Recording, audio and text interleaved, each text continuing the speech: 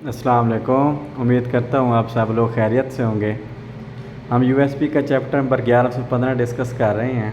आज हम उसका सेकंड पार्ट डिस्कस करेंगे, मैक्रोबियल कंट्रोल ड्यूरिंग प्रोडक्ट मैन्युफैक्चरिंग। कि जब हम नॉन स्टीराइल प्रोडक्ट मैन्युफैक्चर कर रहे हैं तब हमने मैक्रोबियल कंट्रोल, माइक्रो ऑर्गेनिज़म्स को कैसे कंट्रोल्ड कंडीशन में रखना है यूएसपी के मुताबिक।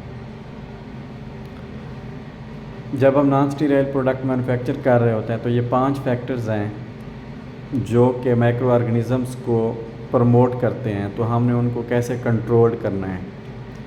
कौन कौन से फैक्टर्स हैं? एक वाटर, दूसरा फार्मास्यूटिकल एक्टिव इंग्रेडिएंट्स, तीसरा फैक्टर प्रोसेस इक्विपमेंट, जो इक्विपमेंट यूज़ किया जाता है, चौथा पर्सनल जो इन्वॉल्व होते हैं ड्यूरिंग प्रोडक्ट मैन्युफैक्चरिंग में, और वहाँ का इन्वायरमेंट जहाँ पे वो प्रोडक्ट मैन्युफैक्चर हो रही है।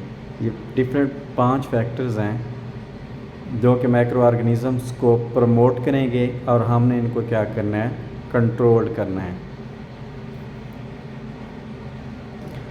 अब जो पहला फैक्टर है वो है water systems and use. Water आपको पता है इस्तेमाल किया जाता है, ये बहुत इंपॉर्टेंट फैक्टर है किसी भी, चाहे स्टीराइल प्रोडक्ट हो या नॉन स्टीराइल प्रोडक्ट की मैन्युफैक्चरिंग में। ये इस्तेमाल होता है as a active ingredient manufacturing, formulation, cleaning, housekeeping. Single most risk element है जो कि कंटामिनेशन को कंट्रीब्यूट करता है। और वाटर की क्वालिटी सिलेक्ट की जाती है on the basis of non sterile product formulation and final range of clean equipment based on product risk. Purified water हम यूज़ करते हैं नॉन स्टीराइल प्रोडक्ट्स की मैन्युफैक्चरिंग में।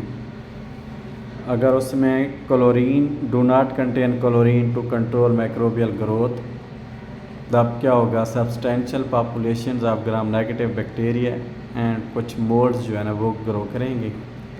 Able to grow in purified dechlorinated water, particularly in holding tanks at ambient temperature. Standing water drained and physically removed quickly. अगर आपके पास standing water है तो आप उसे क्या करें, ड्रेन आउट कर दें। Efficiently from production vessels, equipment as well as work surfaces and floors. के स्टैंडिंग वाटर जहाँ पे भी मौजूद है तो उसको आप ड्रेन कर दें और क्लीन कर लें। Isolation of water borne organisms specially gram negative rods. वो क्या होते हैं, इंडिकेटर होते हैं कि हमारा वाटर जो है फेल है, लाइकली इंडिकेटर ऑफ फेलियर। तब हमें क्या करना चाहिए, to remove standing water on equipment and environmental surfaces. तब हम क्या करें, वहाँ से वाटर को, स्टैंडिंग वाटर को रिमूव कर लें। दूसरा जो फैक्टर है वो है active pharmaceutical ingredients in process materials and excipients. Ingredients and excipients इस्तेमाल किए जाते हैं जो कि इम्पॉर्टेंट सोर्स हैं माइक्रोबायोलॉजिकल कंटामिनेशन का। अब वेंडर जो हमें प्रोवाइड करता है रॉ मटेरियल्स, उसको हम एवेलुएशन उसकी करें, स्पेसिफिकेशंस चेकआउट करें, उसकी टेस्टिंग देखें, पैकेजिंग सिलेक्शन क्या है उसकी, और उसका शिपिंग किस शिपिंग में आ रहा है हमारे पास, स्टोरेज कंडीशंस क्या हैं, और उसकी एक्सपायरी डेट्स। ये सारा कुछ जो है ना हमें चेक करना है। Assessment for likely contamination proliferation risk, critical important in reduction of microbial risk associated materials। कि हम माइक्रो ऑर्गेनिज़म्स के रिस्क को रिड्यूस कर सकते हैं मटेरियल्स पे कंट्रोल करके, कि जो हमारे पास मटेरियल्स आ रहे हैं हम उस इनकमिंग मटेरियल का सैंपल करें मैन्युफैक्चरर जो बना रहे हैं, फिर उसको इंश्योर करें कि वो कंटामिनेशन कंट्रोल्ड कंडीशंस हैं, कंडीशंस के अंदर आया है हमारे पास कि नहीं। उसको हम क्या करें, वे करें। And material addition to process equipment, sampling and weighing equipment clean and sanitized and stored and identified. कि जिसके अंदर हम सैम्पलिंग कर रहे हैं और वेइंग इक्विपमेंट्स वो मस्ट भी क्लीन होने चाहिए ताकि फॉल्स पॉजिटिव रिजल्ट्स ना आएँ। इससे अवॉइड होने के लिए तो हमें क्या चाहिए कि ये इक्विपमेंट्स क्लीन होने चाहिए। Activities and associated controls implemented, अच्छा, तो to prevent microbial colonization and proliferation should be based on documented prospective risk assessment and contamination control strategy अपनानी चाहिए। Supplier survey assessment conducted periodically, तो पीरियाडिकली हम जो हमारे पास सप्लायर है उसको हम क्या करें, असेस करते रहें। Well design and maintain microbiological control program के उसके अंदर ये जो रॉ मटेरियल्स हम परचेज़ कर रहे हैं सप्लायर के पास, क्या उनके पास मेंटेन्ड इन्वायरमेंट है, माइक्रोबायोलॉजिकल कंट्रोल प्रोग्राम है कि नहीं।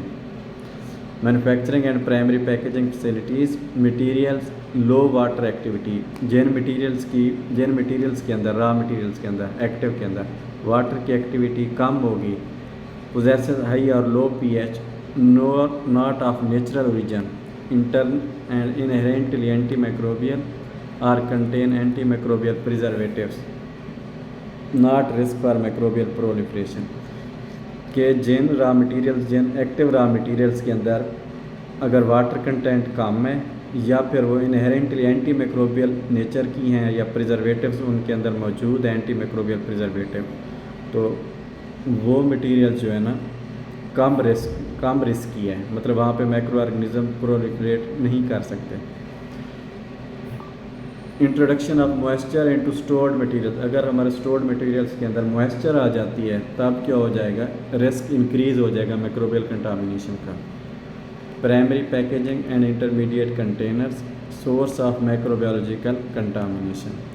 Manufacturer consider initial quality, storage conditions, preparation and handling procedures, ये सब चीज़ों को क्या करें मद्देनज़र रख के फिर उसको क्या करें माइक्रोबायोलॉजिकल कंटामिनेशन से अवॉइड करें, उसको बचाएं। आज का हमारा ये टॉपिक था। अगर आपके माइंड में कोई भी क्वेश्चन हो तो आप कमेंट सेक्शन के अंदर पूछ सकते हैं। ओके, अल्लाह हाफ़िज़, टेक केयर।